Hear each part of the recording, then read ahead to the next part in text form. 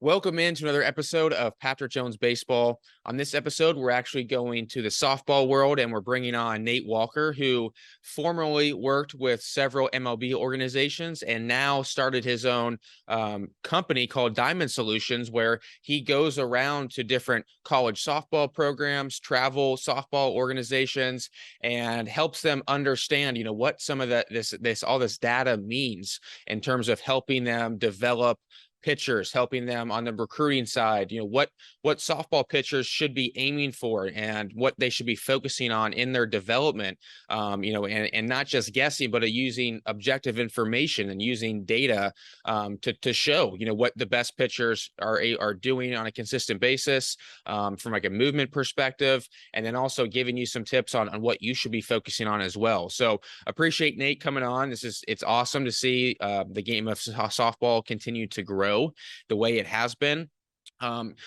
Myself, I am coming out with, my own softball membership for softball coaches who are progressive. This is going to be so for hitting coaches specifically. So if you're a softball coach who's on the cutting edge, who's progressive, head on over to patrickjonesbaseball.com/softball and you put your name and email in and you'll be sent some information on some exciting stuff that we have going on. So patrickjonesbaseball.com/softball. If you're a softball coach out there who has a growth mindset, who's progressive and on the cutting edge of wanting to be able to help players and continue to get better as a coach. So hope you enjoyed this one. Appreciate you as always. And ladies and gentlemen, here is now my episode with Nate Walker. All right, we are now live with Nate Walker of Diamond Solutions. Nate, appreciate you coming on the show today. Thanks for having me, Patrick. Excited to dive into it.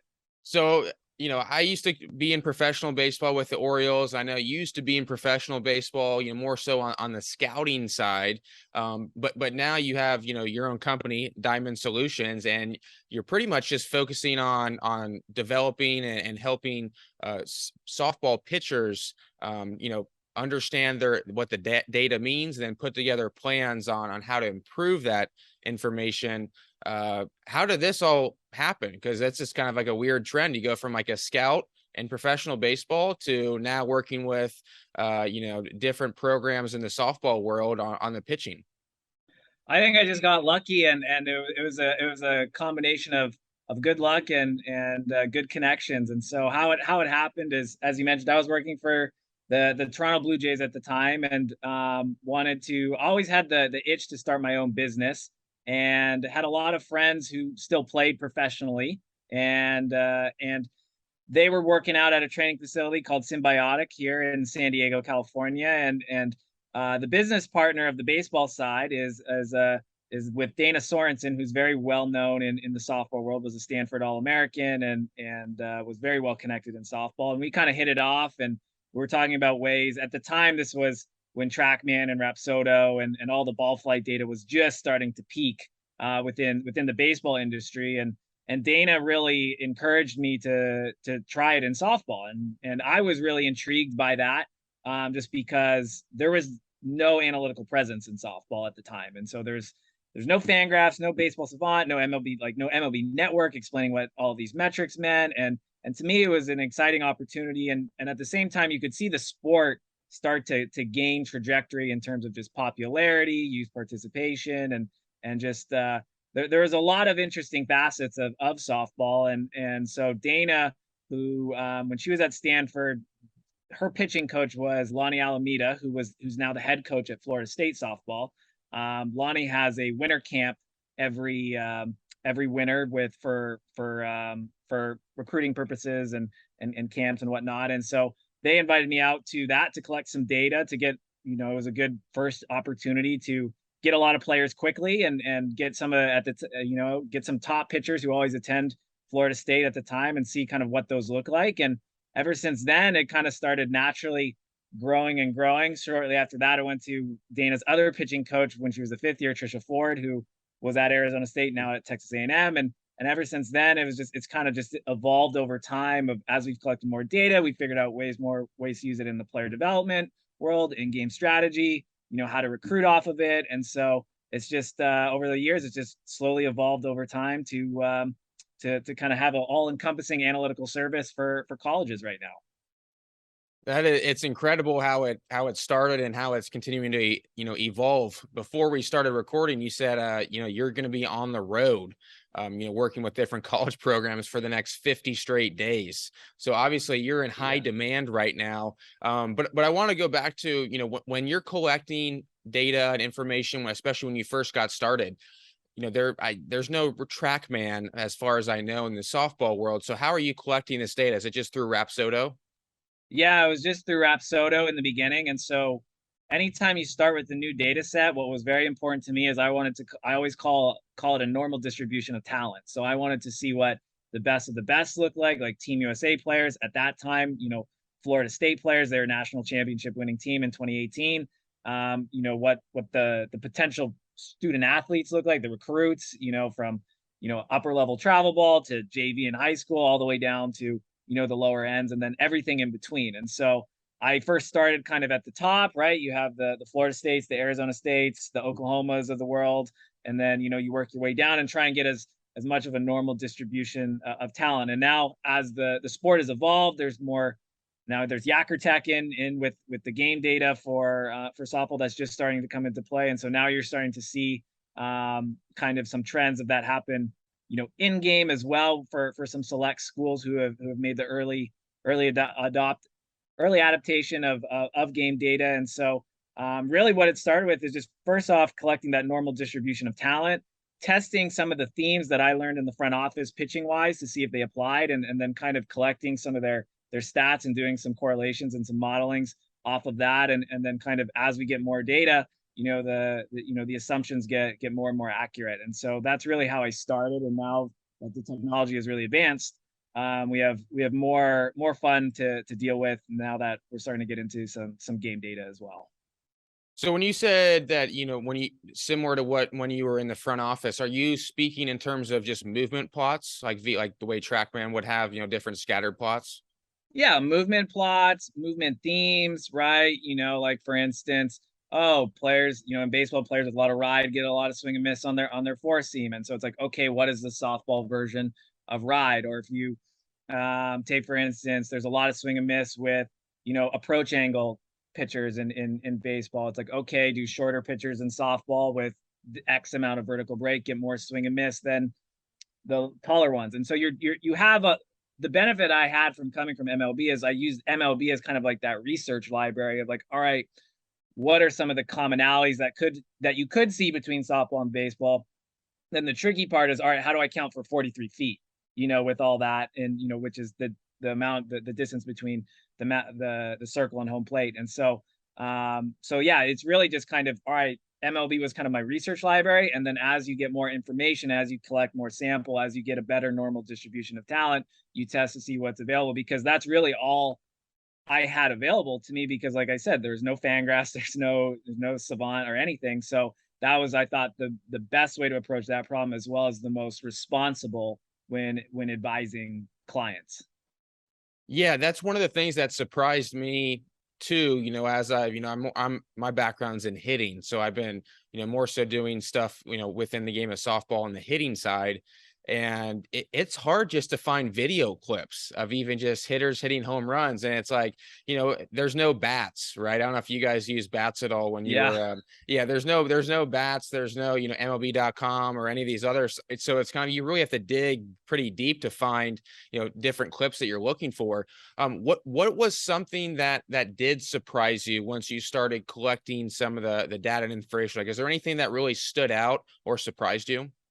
I would say the thing that really stands out, especially transitioning from baseball, is just how important it's a combination of how important vertical components to your games are, as well as how less of a factor horizontal movement is in the softball world. Because when you only throw from 43 feet from an underhand slot, it's very difficult to get a lot of horizontal movement on those pitches. And so that basically, when you analyze some of the top arms in the game, those vertical components are really, really important in your repertoire, because it's easier just from the underhand slot to make the ball go north and south than it is to go east and west. And then in addition, like in baseball, we talk about the four movement planes, north, south, east, west, quite regularly, right? Like, you want to check all those boxes.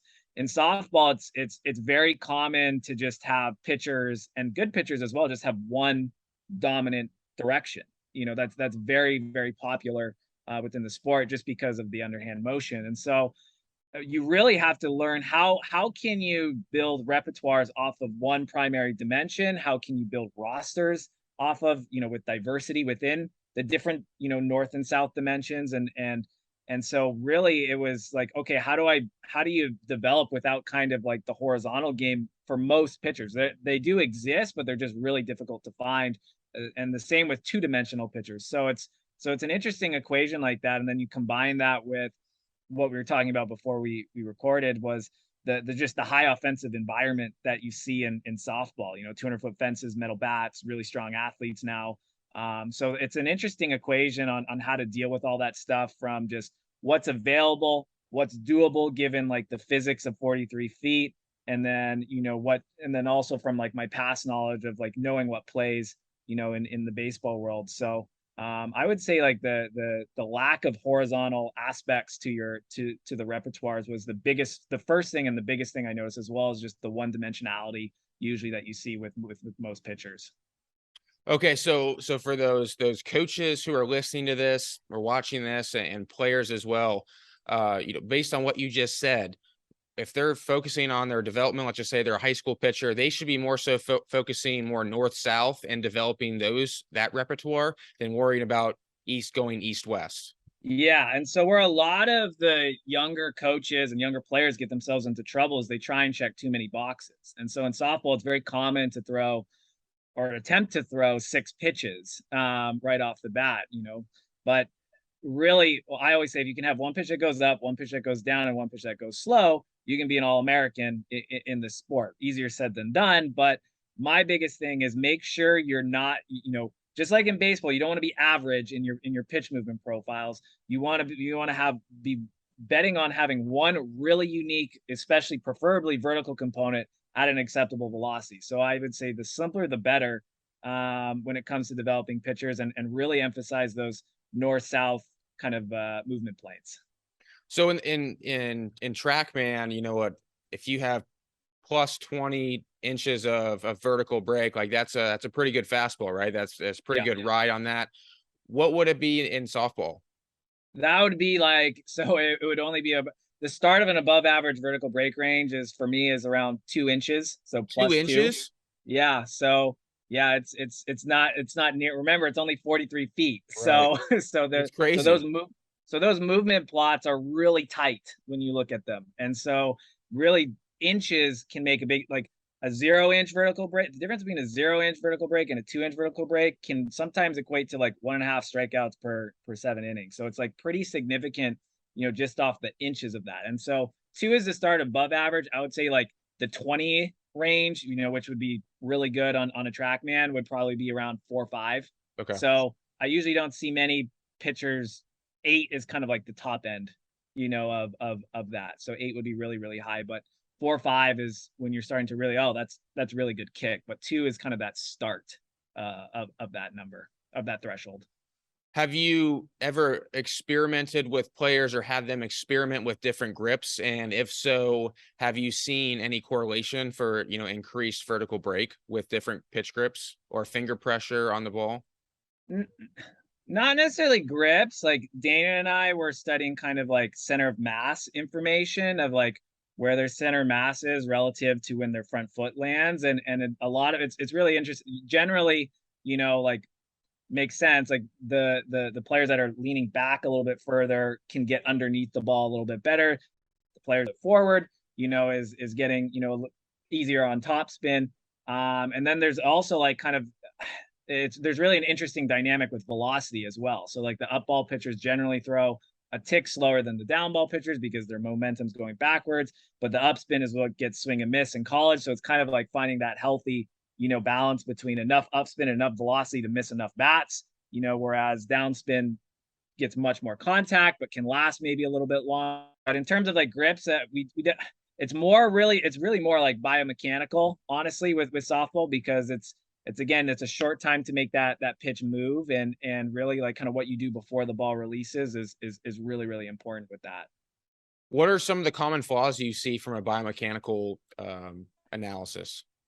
Well, that would be a Dana question. That's not kind of my area of expertise, Okay. but what it comes down to is it like with is just knowing kind of like your story behind like how your body moves and really which movement profiles should you be going for instance. So if you're like really heavy, over your front side, like more down baller, and then you're trying to throw, rise, curve, screw, which are more up ball pitches, that may not be the best use of your time given kind of the way your body moves, stuff like that. So it's there's still a lot of research that's kind of honest, just like baseball. That's like the next of analysis, and that's kind of what a lot of the coaches are starting to become about in terms of how much velo you can add given how their body moves. I think that a lot of games, much more than in baseball at the high school level. And so you see a lot of these pitchers that have unique movement profiles, but are maybe like, they're like 3-4 miles an hour off. But if I could get 4 miles an hour on this, this could be really special.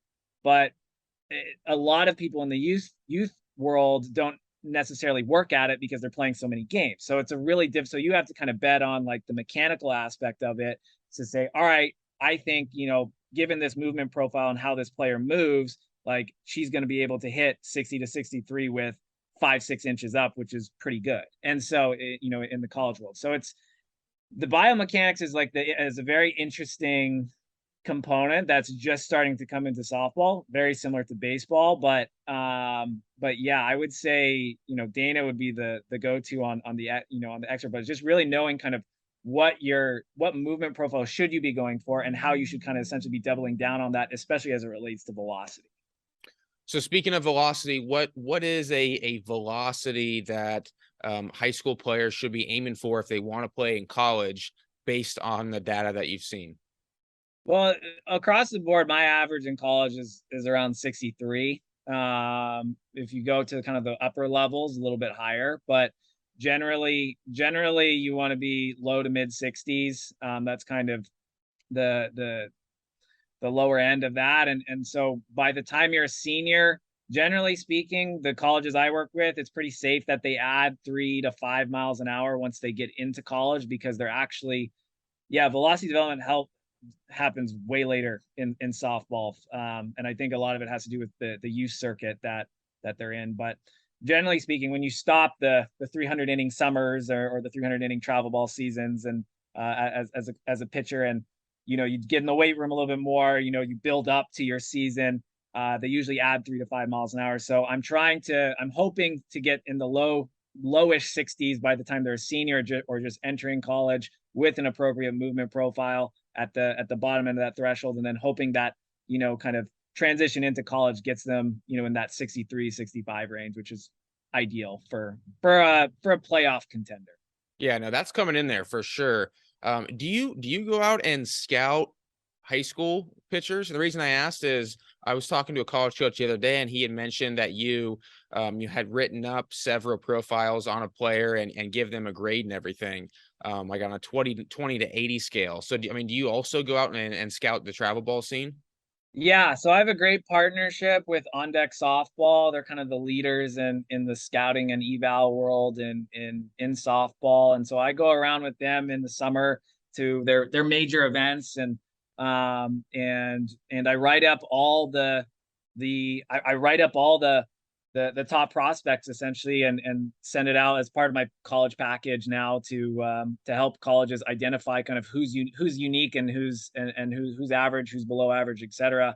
And so it's really meant, it really helps me kind of identify kind of market analysis. All right, the 2024 class has X characteristics, the 2025 class has Y characteristic, and that helps me advise schools, especially as they have the different movement profiles leaving, in certain, they're all going to leave in 4 years, right? So you have to learn how to plug and play and replace that talent pool as they come in. So that partnership is really valuable to me in terms of understanding what's available, and then as well as kind of like what are some of the more interesting youth trends that you see, and how to account for that in the recruiting process. So yeah, I do great, and it is starting to get, scouting off of data is starting to get more and more popular in the sport, which is really cool because it also allows for more opportunities for kids who may have not pass the eye test to be at a certain level, but now are getting more shots, especially as more coaches are committing to a pitch by committee approach at the college level, whereas 6, 7, 8 years ago it was more like find your two and ride them to the promised land. And so that's it's kind of like an all encompassing circle in that regard.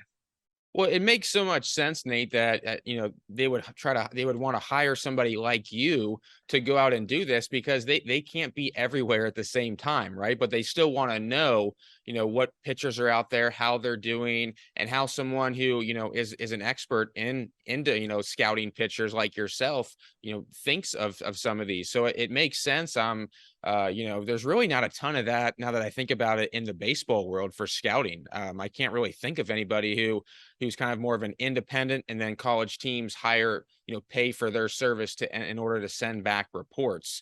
So I think that's pretty interesting and pretty cool. Yeah, I mean, it just scouting off of data is starting to become more and more popular. Like on my baseball side of the business, I have a wonderful partnership with TrackMan. And we do a lot of work in Latin America, and so they're kind of the leaders in that on the baseball side. We call it digital scouting, and that's a really big source of information for clubs. But in the college realm, it's not as, I would say not as built out yet, and that just I think there's a lot of reasons for that. There's just one, collecting data is hard, honestly, at scale. A lot of people underestimate how difficult it is, and making sure, IDs are correct, and just like the information is coming out cleanly, and stuff like that. And so I'm lucky to where I've had a lot of experience with that on my baseball side of the business, and as well as front office of knowing what goes into that. And so I was able to apply it on a smaller scale to call it to softball, and it fit more kind of like my business model because in softball there's not as many pitchers as there are in baseball, so it's a more manageable number. And as well as like the events are a little bit more concentrated in the sport of, everyone goes to Colorado, everyone goes to Chicago, everyone goes, to Rosetta Canyon here out in California. And so it's condensed in that regard. So yeah, it's been an interesting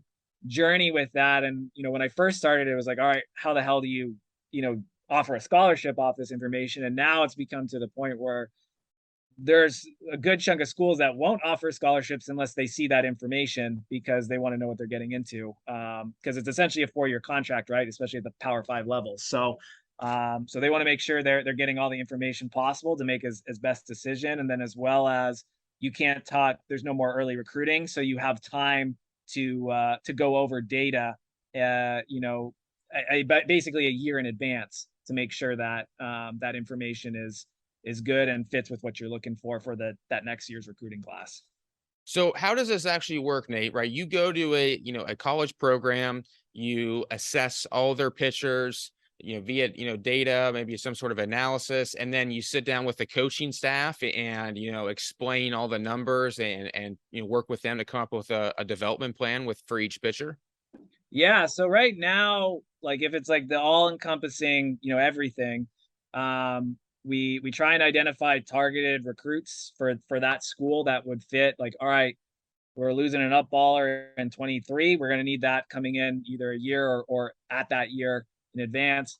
And then we say, okay, how close are they are to what we define as like optimal and then we basically put an outs number to it. So it's like, this is a 12 out pitcher. This is a 15 out pitcher. This is a 21 out, like 21 out pitcher.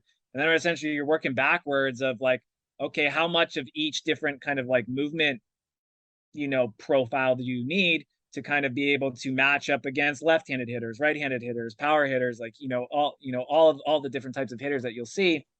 And then basically find a way to do it in a financially, responsible way for both the player and the college. So yeah, it's just basically identifying these trends in the market, identifying kind of like what the coach is good at developing, how, what's that projected rate of change, right? And then project essentially how you think you can use this type of movement profile within a pitching staff setting. So, whether it's certain matchups or kind of riding them out a little bit longer, that's what we kind of have to figure out as we go along. But it's all connected in some way. So you're kind of combining, what they have on their current staff from, identifying and assessing their pitchers, but also it's part of it. It seems like a pretty big part of it is helping them with the recruiting side too, on who they're going to bring in. It's starting to, yeah, like you start to advise on who's available in their market, as well as, you can't be a good developer unless you're a good evaluator, right? So you want to make sure that floor is, I always preach, like, know how to quantify your floor and know how to like raise the floor of what you're bringing in, year after year. And so yeah, it's really all about kind of figuring out what pieces work best, and then once they get to college, we have an easier transition to maximize their potential. And so this is what's so fun about working in softball, is college softball is the big leagues of the sport, essentially. And so everyone has a 4-year contract, and you have 4 years to make it work. And so we want to be able to maximize that 4 years as fast as possible to go on a good 2-3 year run where you're a college World Series contender. And so that just takes understanding of knowing, what those numbers are ahead of time. That it's really advantageous to the coach of what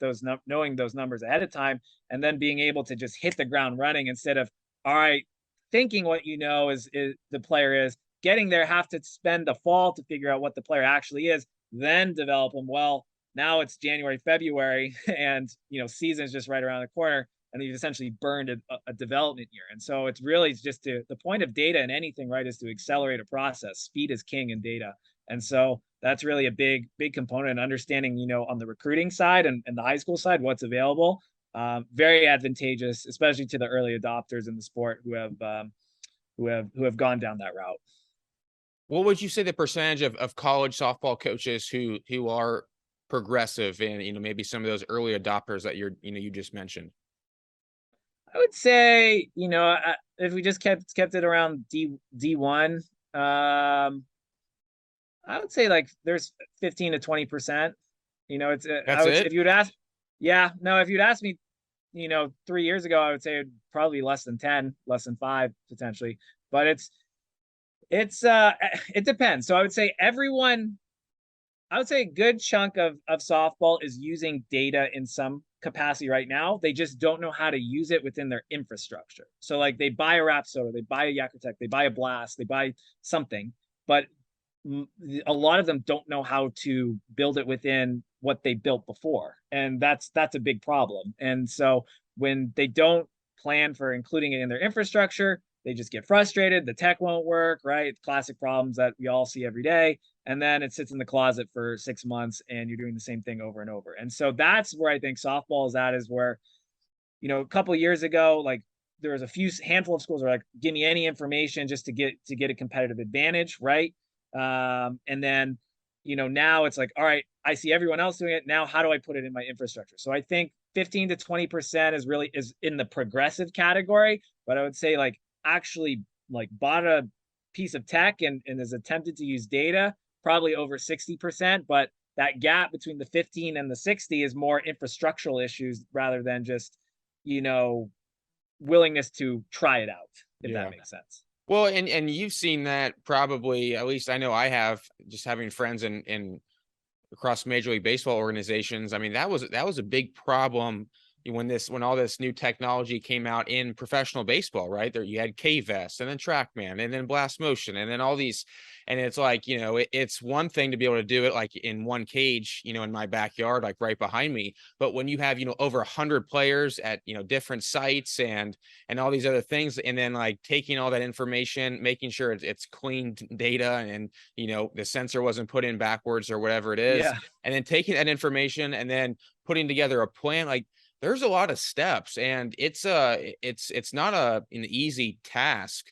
And especially from a college coach's standpoint, they have other things they have to do too. It's not solely they just show up and coach and then, and develop and that's it. Like there's recruiting and there's, things going on you have to do within the school and all that kind of stuff too. So it's not, necessarily that easy, but I think that's where someone like yourself comes in and, can make their lives a lot easier and give them that structure and, some points on how to make it work. Yeah, I mean, like any role as a consultant, right? You have to simplify things for them and be able to help them make a decision when you're there. That's really my goal. And your job is also as the consultant is to figure out how fast you push the organization to include more of this information in their day to day, basically. And so it's like, okay, let's just start with a camp, and then let's start with, you know, collecting data on their own pitchers once every 2 to 3 weeks, and then now it's like, all right, let's have check-ins every day, every week throughout the season, and stuff like that. And so it's really a slow build, and like you mentioned in baseball, like I remember when I was working in the front offices, we were debating. I was like, do we even tell this information to the players? Back then, and that was a big debate back in like 2016, 2017, because from a business perspective, you're like, all right, we're investing all this money in this expensive tech, and we have analysts, and we think it's a competitive advantage to acquire we're acquiring players certain ways, and it's like, do we tell the player because we know he's close, like, and as someone in the front office who was in charge of managing kind of who came up and who came down, you're just looking at some of these players like, man, if you just had that one thing, you'd be a big leaguer. And that's a lot of money in your pocket that you're missing out on. And so it was like, do you tell them? Do you don't tell them? Like, is it going to screw them up? Right. Do they just want to play? And so that's a whole, like, another topic of a conversation in itself. But really, just like in baseball, like, you figure out, oh, maybe it's a little bit better to be more transparent with the data now it's very common in the minor leagues to see, players understand their TrackMan data and whatnot. And so same with softball. Now you're seeing more players understanding, where they're at, what their numbers are. And it just takes a little bit to get comfortable with another source of information in their day to day that they weren't used to 4 years ago. So it just takes time, really, but it's all part of the process. Right. And I think though the good thing about the data and some of the technology is it can spark conversations between players and coaches. And it can be a really cool thing. And it has nothing actually to do with what the numbers even mean, when you are testing, but it can, spark some curiosity from a player standpoint of, what they're trying to do or whatever it is. I think the issue that I've seen, at least on the baseball side, is when you're hooking players up to a K vest or whatever, and then you get all this information and you don't tell them anything, and then you do it again and they're like, wait, why am I doing this? Like, yeah, you don't tell me anything that it says. So I mean, why am I continually strapping this on? So I view it as like the data needs to be just like a buffet, right? And the player goes up with their plate, and they just pick and choose what food that they're going to put on their plate. And so you explain to them, what every single food is or whatever piece of technology or analytics is, and then they can be the one to choose, what they're going to give and take. So it's educating them to essentially become their own, in my case, hitting coach, but in your case, maybe pitching coach.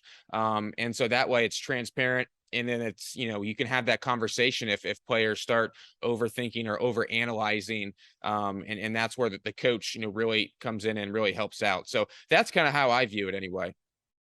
Yeah, it's all really about knowing the player, I mean, I was literally in the clubhouse for two big league organizations. Some players were always on me for insight. Some saw me and say, go away. Like don't like run away. Like, I don't want to see you today. I'm pitching, and so it's the same with softball players. It's just understanding kind of what makes them tick. I would say I would take that one step further, where you try and identify which metrics make them click and kind of double down on those until there's evidence that that's not a good strategy, right? And so really it's all about, like, simple, if you can simplify, the issue with the data today is now there's just so much of it. Yeah. And it's like, how do you filter that down and condense that to where you're not getting paralysis by analysis. And so really, like, the equation today is more kind of, yes, here's explain what all this, this is your options, this is what all this means. Now what does this mean to player A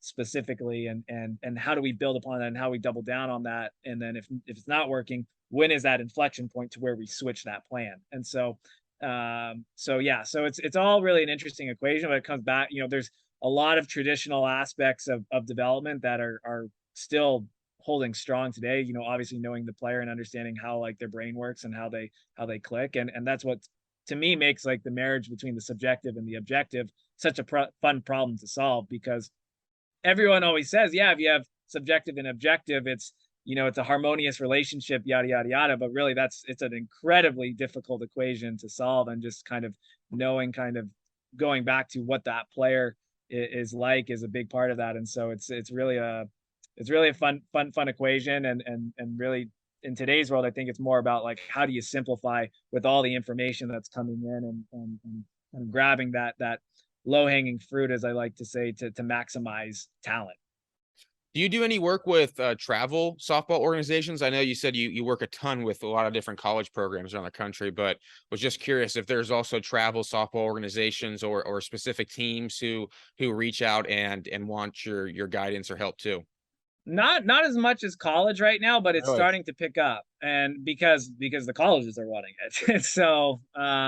So you're seeing more and more, like, I'm getting more active in the Southern California travel ball community, which is a pretty big one, obviously. And then you're seeing some more travel teams make some tech partnerships. Those were some big ones in the news the last month or so. And so I think yeah, I think a lot of travel teams are starting to now accept the fact that this is a strong means of evaluation, and they're going to have to go through the same thing the colleges went through, at least the ones I started working with a couple of years ago, is how do I create this in an infrastructure? And they honestly have probably a little bit of a more difficult equation, because they have more players to attend to, and just knowing, especially on the data collection side, how to organize all that, that's a different problem to solve. So it'll be interesting to see how it breaks into the travel ball community, both from within the organization, and then as well, what's most exciting is probably what will happen within these massive tournaments that goes on throughout the summers and the fall. And so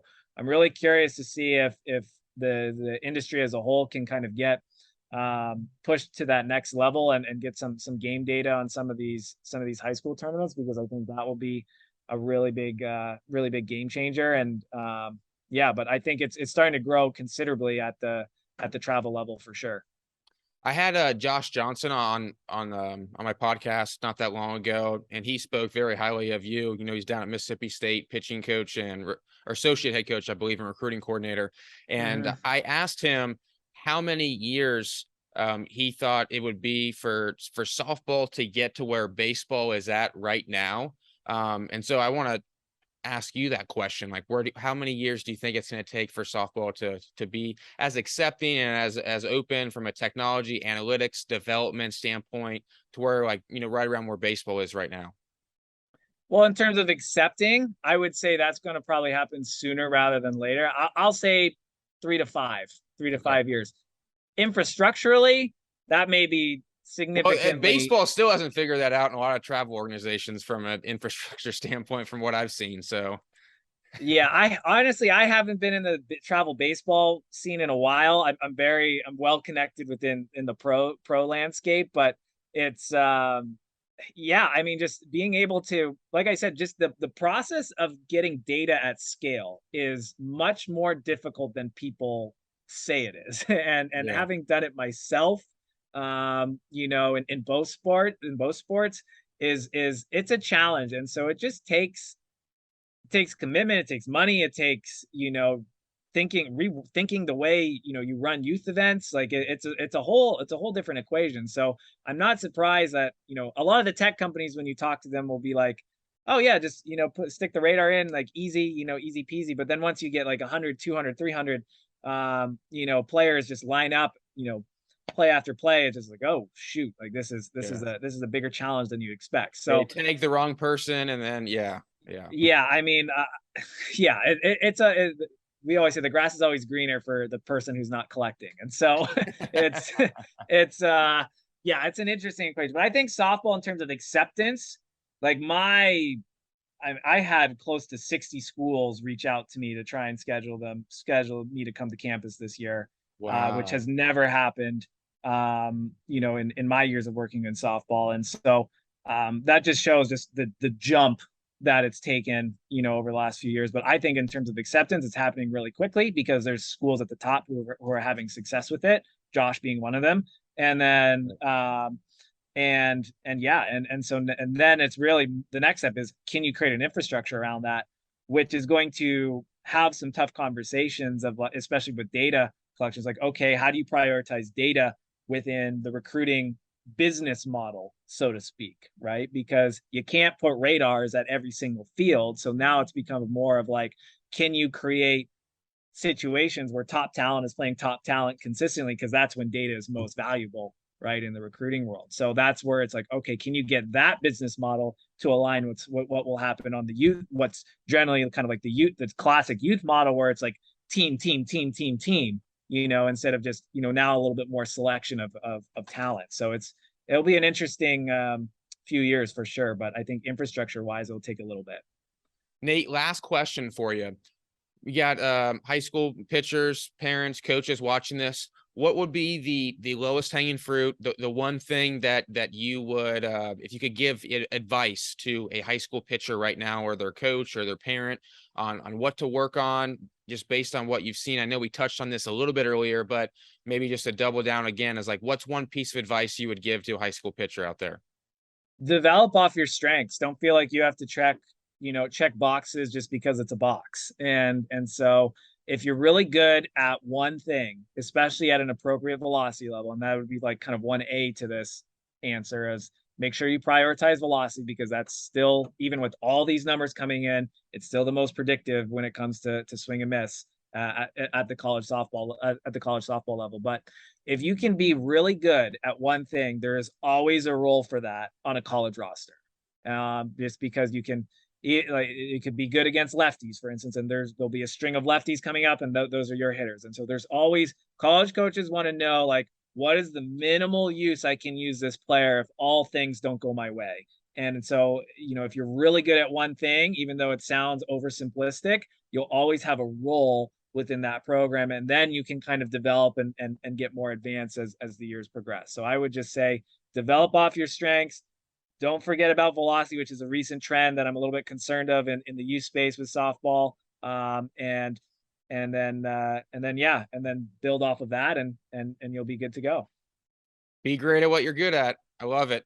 Yep. Hey, I appreciate you so much, Nate, for coming on. And again, man, great stuff. Glad to see, you doing what you're doing, and also just really happy for you that so many coaches also just find it so beneficial, as they should, because the information you're providing is so valuable. I mean, I love looking at that stuff. And so again, I appreciate you doing it and taking the leap from professional baseball into softball. It's pretty cool. No, absolutely. I mean, the sport is growing rapidly, and I'm happy to play a small part in it, or be included in it. And the softball community has been very opening to me and my ideas. So thanks for having me on, and let me get to talk about the sport on your platform and here, and really enjoy the conversation.